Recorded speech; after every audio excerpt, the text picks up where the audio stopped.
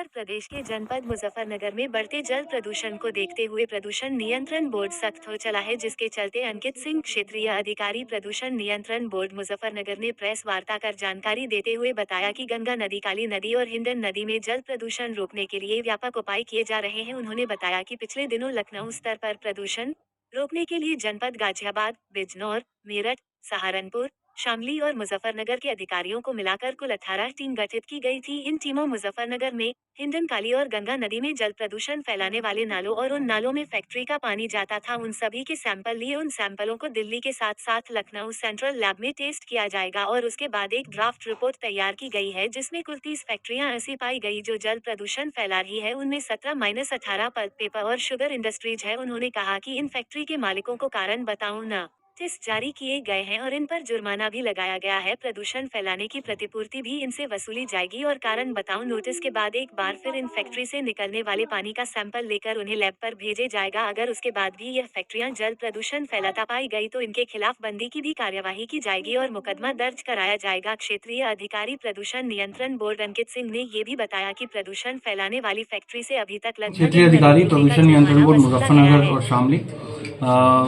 मैंने एक press conference बुलाई है, एक छोटी सी आप सभी को ये अवगत कराने के लिए कि जो हमारा जो क्षेत्रीय कार्यालय है प्रदूषण नियंत्रण बोर्ड का मुजफ्फरनगर का, इसमें वर्तमान में गंगा नदी, हिंडन नदी और काली नदी पे जो कार्य हमारे द्वारा किए गए हैं, उद्योगों पे जो कार्रवाई की गई है, किस तरह से हमने प्रयास किया है हिंडन नदी और काली नदी में जो उद्योग हैं उनसे प्रदूषित प्रवाह ना निकले,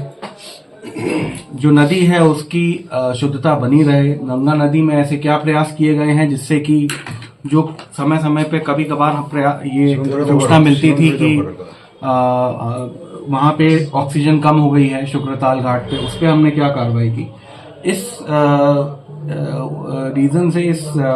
मैंने सोचा कि जो कार्रवाई हमने अभी विगत कुछ माह में की है उससे अवगत कराया जाए। तो सबसे पहले तो मैं ये जानकारी देना चाहता हूं कि वर्तमान में प्रदूषण नियंत्रण बोर्ड जो state UP pollution control board है, उसके साथ केंद्रीय प्रदूषण नियंत्रण बोर्ड बहुत ही विगरस तरीके से जनपद मुजफ्फरनगर के सभी उद्योगों का निरीक्षण कर रहा है। पिछले 2 महीने में लगभग हमारे स्टेट पोल्यूशन कंट्रोल बोर्ड के विभिन्न डिस्ट्रिक्ट जनपदों से, गाजियाबाद से, बिजनौर से, सहारनपुर से, मेरठ से लगभग 18 टीम संयुक्त रूप से गठित की गई थी लखनऊ द्वारा। केंद्रीय प्रदूषण नियंत्रण बोर्ड ने अपनी लगभग 8 से 9 टीम्स बनाकर यहाँ पे डिप्यूट की थी,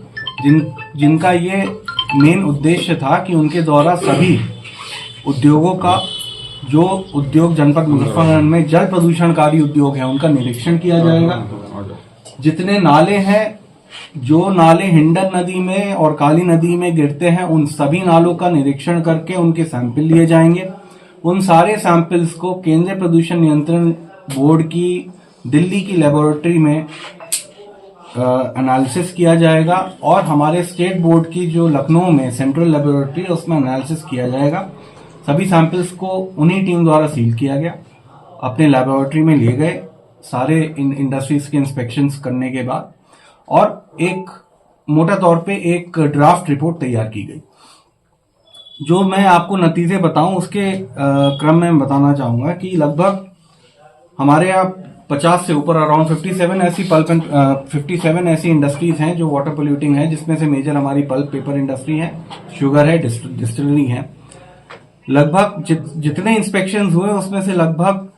30 के करीब ऐसी इंडस्ट्रीज थी जिसमें से 17-18 पल्प एंड पेपर हैं, शुगर भी है, डिस्टिलरी, जिसकी सूची में आप लोगों को अलग से उपलब्ध करवा दूंगा, जिनमें इंस्पेक्शन के दौरान कमियां पाई गई। जो कमियां पाई गई थी उसके क्रम में जो रिपोर्ट आई है उसके क्रम में मैंने यहां से सभी 30-31 वृहद जल प्रदूषणकारी उद्योगों के खिलाफ पर्यावरणीय क्षतिपूर्ति, एनवायरमेंटल कंपनसेशन और धारा 33 के अंतर्गत जल प्रदूषण नियम अधिनियम के अंतर्गत कारण बताओ नोटिस की संस्तुति बोर्ड मुख्यालय प्रेषित कर दी है। इन सभी उद्योगों के विरुद्ध जुर्माना भी लगाया जाएगा।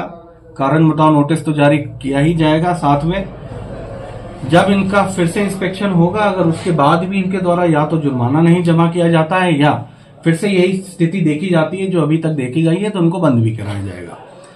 तो मैं ये बताना चाहता हूं कि लगातार जो कार्रवाई है उद्योगों पे, जो जल प्रदूषणकारी उद्योग है, उन पे कंटिन्यूसली हो रही है।